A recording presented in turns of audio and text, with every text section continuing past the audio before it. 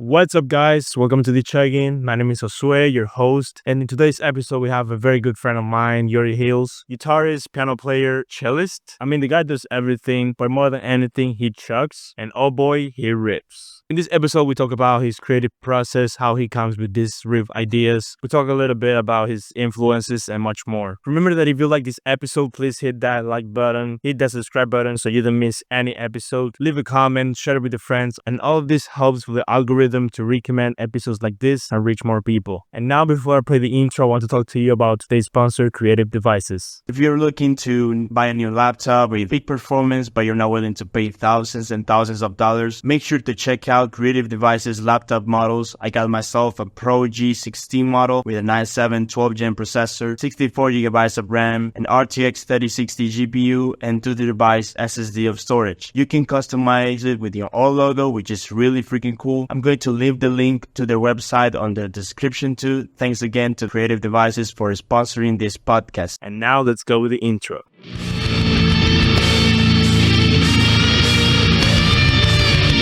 So, dude, you're from Australia, right? Yes, Brisbane, Australia. Cool. Where are you from? Central America? Caribbean, so Dominican cool. Republic. Yeah. Nice. Like, what are you from Australia? Because I know it's like pretty big. Yeah, it's a pretty big country. I'm from the East Coast, so Brisbane, like northeast coast. Yeah. Okay. So I believe right now, we're 14 hours ahead of you. So it's 11 a.m. here and 9 p.m. for you. Yeah. Isn't that crazy? Because I was talking about that with Raul. I'm pretty sure you know him. Like nowadays, like how easy it is for us just like to have a chat and I don't know. Yeah. It's surprisingly easy to find like a common time where you can like communicate with people online. Yes. I mean, the majority of the people I've met online are, from European countries or American countries. And it kind of blows my mind. Just wanted to say just right off the bat, dude, I've been following you. I don't like that first wave of like Instagram guitarists, I would call it, like as a good term, don't get me wrong. I know internet has made it like a mig now, Yeah, not the most like positive thing to label yourself as, I feel, but I appreciate the sentiment. I'm telling you, like I mean in a good way. Like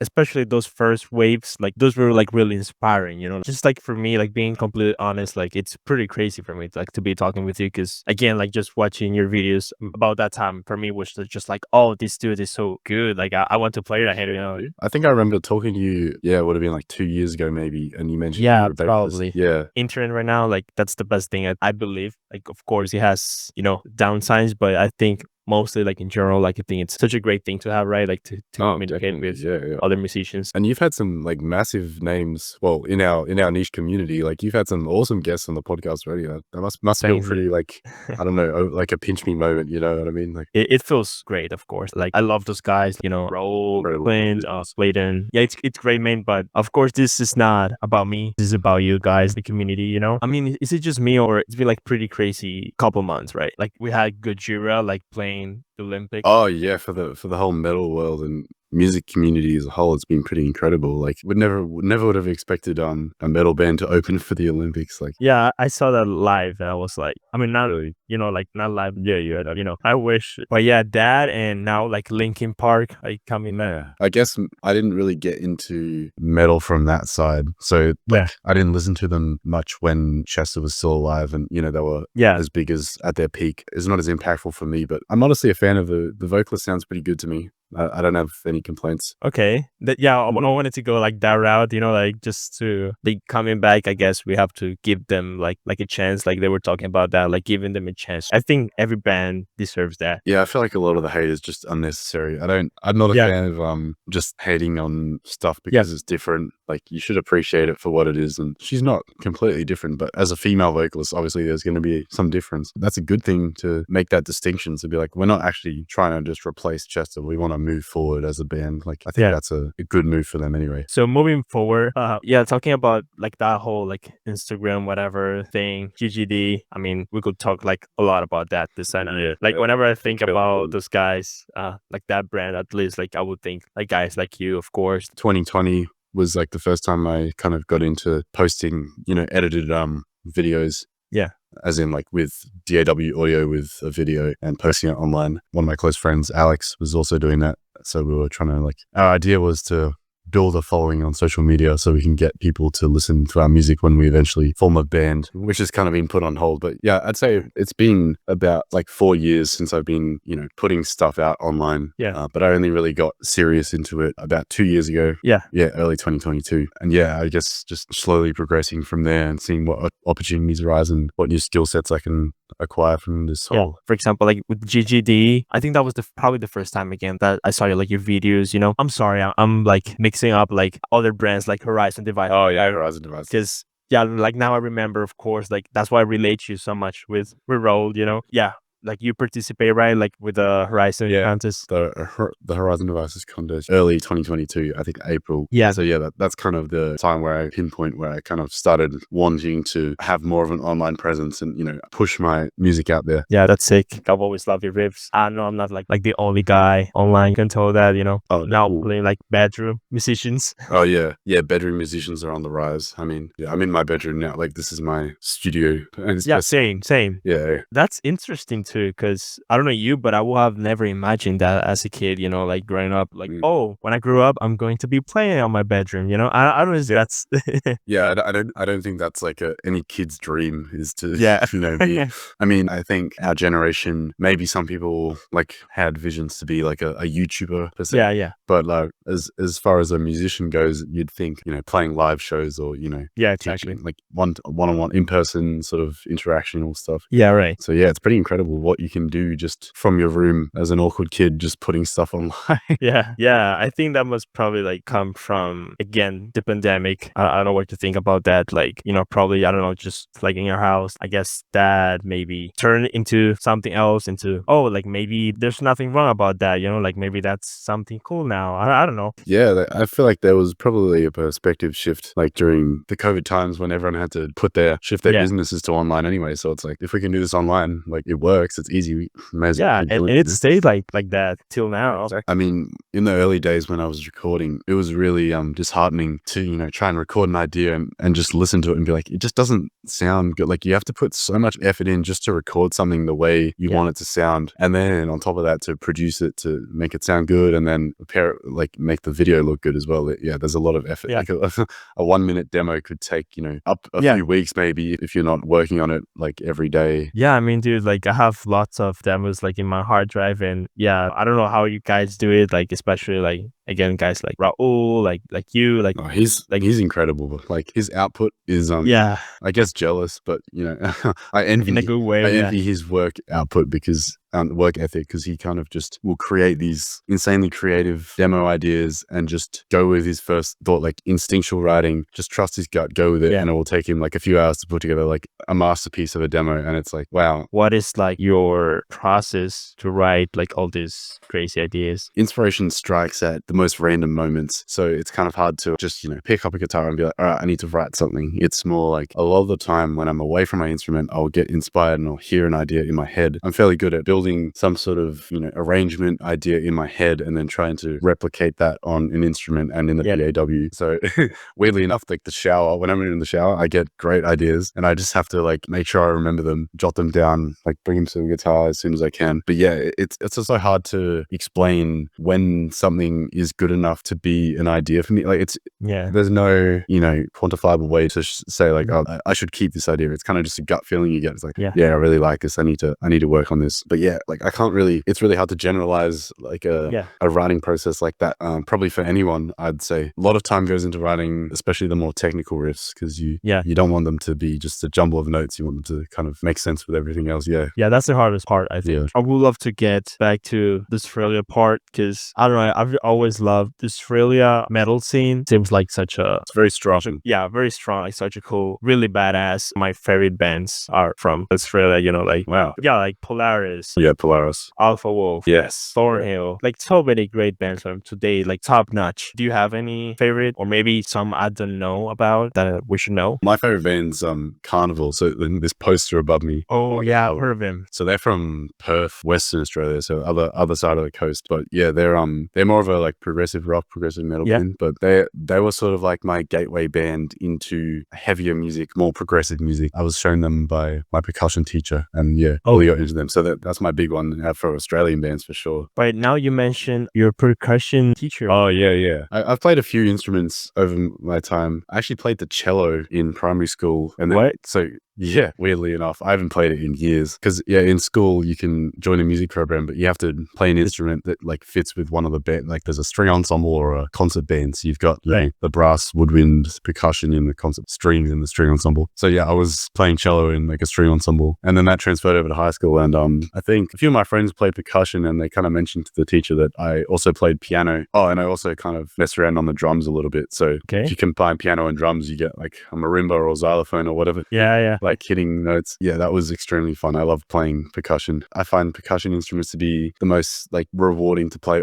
exciting and fun to play because you're moving a lot. You're physically hitting stuff. It just feels like you're really getting into it. But yeah, he showed me carnival because, percussion is very rhythmically based. So a lot of the pieces we were playing as a percussion ensemble were like very complex rhythmically, like polyrhythms. Like I had to learn a lot of my polyrhythmic knowledge comes from just learning those pieces. Oh, great. And that's kind of where carnival comes into it because they're really good at, writing complex rhythmic parts, but also making it feel like it flows naturally. Yeah. Which is like my favorite thing about them because you hear a lot of other prog bands that will do like odd time signatures. And it kind of feels like it's almost a gimmick at some stage. Then there's bands like this that do it. And it's like you don't even notice until you actually try and analyze it. Wow, this is not 4/4 or 3/4. Like this is 7/4. Like it's crazy. Or like the other way around, like I don't know, like Meshuggah, which like it's like, wait, just like so complex, but it's like 4/4. Yeah, to me, those two bands are like my top like rhythmic influences, you might say. I think they both do their applications of complex rhythms in their best way. They're like the best at it, in my opinion. Yeah, I could say the same, but Meshuggah is one of my favorite bands like ever. What's your favorite Meshuggah album? Ooh, that type of guy, like name 3 songs. Like 33 catch. Yeah. That's a concept album, isn't it? I think. Really? Well, a lot of the songs like flow into each other really nicely done. Oh, yeah. Yeah. But yeah, I think I read somewhere that it's based on some sort of concept. Yeah. I'm bad with like just saying like this is the first time someone asked me that, but I'm bad with like album names. Anyone feels the same, like comment on the YouTube video. Like, yeah, I'm good like with like song names, like of course, like Born in Dissonance. Of course, like the last, I believe it was Immutable. Yeah, it was pretty good. I like that one a lot. But the good thing about Meshuggah is that you can like they're so identifiable that it's like it's quite rare that you get a band that is also a genre. You know what I mean? Yeah. So whenever anyone does something similar, it's like, oh, that's Meshuggah. Yeah. But it's just because they're pioneers. Yeah, exactly. You can't do anything similar to them without escaping the allegations of sounding like them. Yeah. Which is like probably one of the biggest achievements you can get as like a band from an innovational standpoint anyway. Yeah, exactly. I think it's the same with like anyone who doesn't listen to like metal or rock and they just listen to even like progressive and they're just like, oh, that's Linkin Park. Yeah, exactly. I mean, I definitely know a lot of people that don't listen to metal and can't differentiate between different sounds, and I'm like, to me it's so obvious. Yeah. It sounds, I guess that's the same with whatever genre you listen to, really. You always know the ins and outs of it a bit better. Another more modern example is like Polyphia. Like people, if you write in that sort of style, that's kind of like a genre now, which is kind of like, I don't know, like Latin mixed with like trap and prog, and it's pretty unique. But yeah, I wonder what like the next kind of new things are going to be. And yeah, looking back at this era, like maybe 50 years later, be interesting to see what they like refer it to, whether it'll be like the classic gen or something like stupid like that. I don't know. Yeah, I would love like just like have like a time machine, just go there and be like, what's like the classic gen song? Yeah, like I wonder what artists will leave like a long lasting legacy like that. But also I feel like there'll just be so much, like if you think the genre is like oversaturated right now as it is. Yeah, exactly. Like there's so many people putting out music, a lot of it sounding similar, like in the same sort of genres. Yeah. Like imagine in 50 plus years, like everything's still going to be online. And I mean, I'd assume so, but yeah, quite weird to think about. I've seen you play percussion, so of course like drums. Yeah. So you play guitar. I've seen you play bass. Is there any instrument you like always wanted like to learn, but I don't know, maybe you're like little skeptical or scared about it? I don't know. That's a good question. I guess I've never really thought about, I guess if there was something, I would have thought about it. So I guess there isn't really anything that I'm yearn to be able to play. But I would love to be able to play any sort of like woodwind or brass instrument because it's just so different to anything I ever do. And I feel like the learning curve would be a lot harder. For instance, piano is like technically my main instrument. I've been playing it since I think I was like 4 or 5. Like my mom was a piano teacher. So yeah, I don't really practice that much anymore, but it's kind of still kept under my fingers just because I've been playing for so long. But yeah, transferring that over to a guitar or, well, I think firstly cello was obviously very different, but I feel like going from piano to would be even more so of a jump because there's no physical note to play. Like you kind of have to manipulate the air to produce frequency. Like it's a very, very different thing. So yeah, I'd love to, if I ever get a chance or a desire to, I'd love to. I think the saxophone probably, that's like the cool instrument.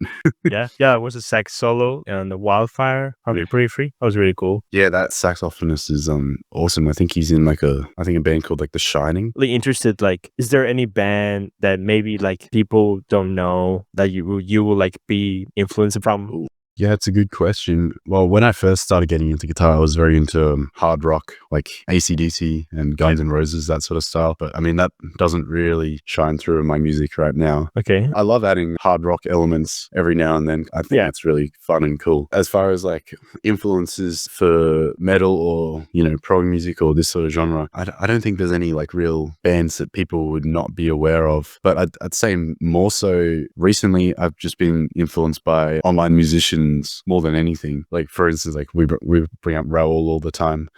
Even Zach Munowitz, if you've heard of him, he's next up. And incredible, inspiring music and production and everything. And I mean, a lot of just online content. Honestly, it's been since COVID probably is when it kind of more shifted to that. I feel like before then I was, you know, browsing Spotify trying to find a new thing. I'm like, oh, this is awesome. Like, I couldn't get enough of it. And now it's more so like I'm not even really searching for new music. It'll just kind of come to me in my feed. I'm like, wow, incredible. So I wouldn't say there's any bands that like no one really expects from outside the genre. Although I do listen to a lot of 2000s or early 2010s pop music because that's kind of what I grew up listening to. I'm still a big fan of that sort of era of pop music. Maybe that's like the unexpected influence, if any. That would be like, is it called like guilty pleasure or something? My guilty pleasure.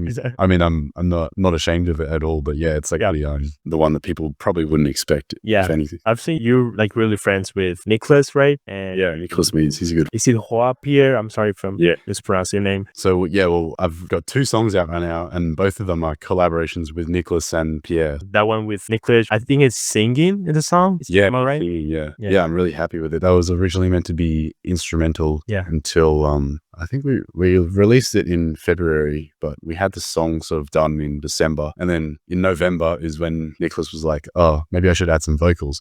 So that all kind of, you know, happened very quickly. But I'm really glad that we added vocals to that song because I think it adds a lot kind of. For sure. There was a lot of space for them as well, I feel like. Yeah, it has a lot of space, that song, I feel. I think it's like a 5-minute song. It sounds great. Great mix too. Who mixed it? Nicholas did, actually. So the way we worked on it, we did a lot of Zoom calls because he's from New Zealand. So we'd just I'd share my screen. Like the crux of the project was on my computer. Like that's where we did most of like the production or whatever, and writing and arranging. And then I sent him all the stems and to mix it because he's much more tuned into that than I am. He's got a more precise ear, and pretty happy with how it turned out. He's getting really good. Been getting him some more clients as well. So if you want mixing or mastering done almost professionally, hit up. You know, that's a good friend when he says like almost professional, you know? Yeah, he's like basically at that stage get more experience to develop his skills too. Yeah, skills. Cool. I've seen you play your guitar, so you have, I believe, is it Chapman? Yes. Cool.